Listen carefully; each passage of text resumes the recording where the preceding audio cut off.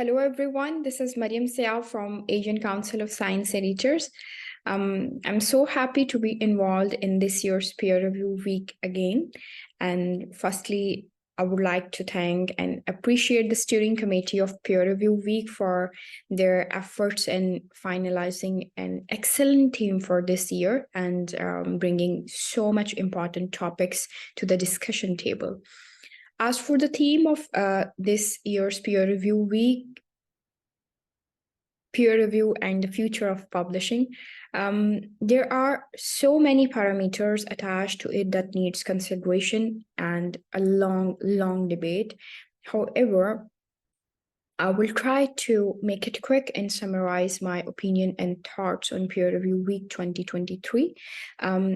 Honestly, it's exciting to see the reaction of scholarly community towards celebrating Peer Review Week, especially this year. I have noticed so many organizations, even academic institutes, that are bringing a lot of ideas and opportunities to discussion table during this Peer Review Week 2023. Now, after deep analysis of activities and contribution of different scholarly societies, I have come to one point that needs to be addressed in order to have a better or healthier peer review in the future.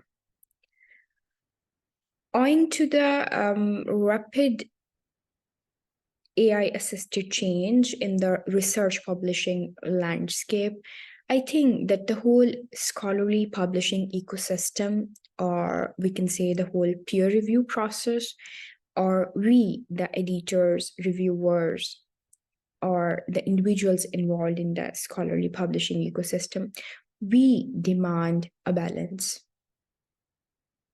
Now, let me just define my perception of balance related to the peer review week's theme. Firstly, as we all know that the number of publications are increasing day by day. So what we have to do, we ought to look for ways to increase the number of reviewers that are willing to review these research outcomes. If the production of research papers is going to be here and the availability of reviewers is going to be here, this is never going to make it. So we ought to look to induce balance with these two entities.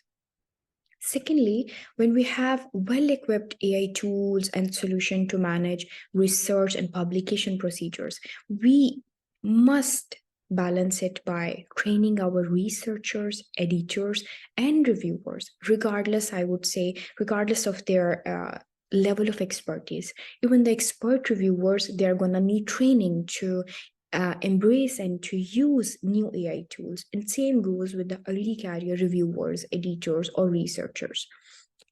Now, my third point that coincides with the balance again, while having a rapid variety and availability of digital solutions, we must ponder on their accessibility to our users.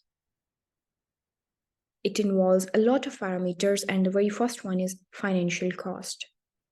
The second parameter is training. And another parameter that involves its awareness that the tool exists and how it works and how it can benefit.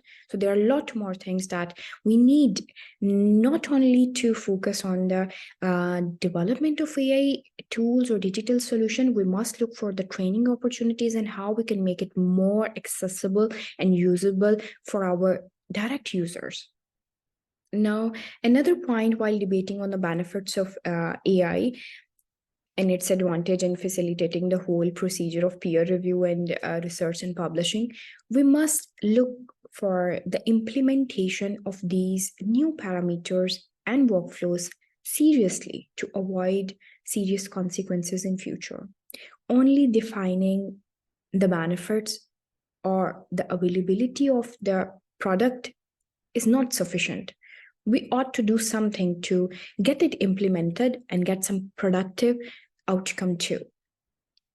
My next point that I would like to add on for creating a balance, we have to seriously look into the equation of reputed journals and reviewers versus developing country journals and reviewers.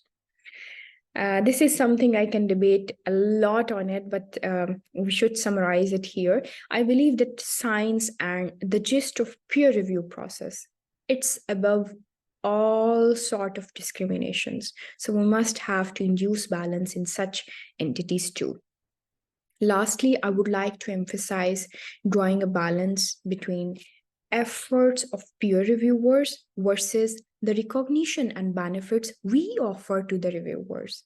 As reviewing has always been a thankless job till now, so we must explore ways to encourage and acknowledge and motivate the reviewers for quality reviews. Also, with the growing AI facilities, we need to reconsider, I would say, our demands versus the reviewer's capability and capacity with the AI or digital age, and understand where training is necessary, where awareness is necessary, and provide it in due course. Now, there are a lot more areas that need consideration, but in a nutshell, I would say that if we fail to maintain a healthy balance between such entities involving AI solutions in research and publishing, the future of peer review will only bring disaster and more chaos. Thank you.